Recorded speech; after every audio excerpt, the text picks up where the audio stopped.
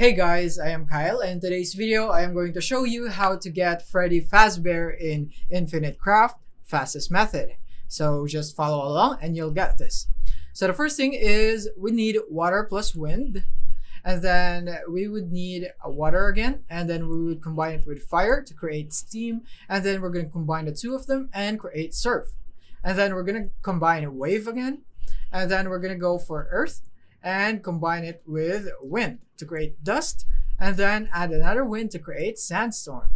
And then we're going to combine the two of them and we'll have Sandman. And then we're going to add another surfer to create a dream, and then add another dream to create a nightmare. And then add dust right here and add earth to the dust and create a planet, and then create steam right here, and we'd have steampunk and add earth again, and we'd have a robot and then add a planet, and we'd have cyborg, and then we're gonna add these two, and then from here we'll create a Freddy, and then to make it Fazbear, add it with fire. And that is basically it. Thank you for watching.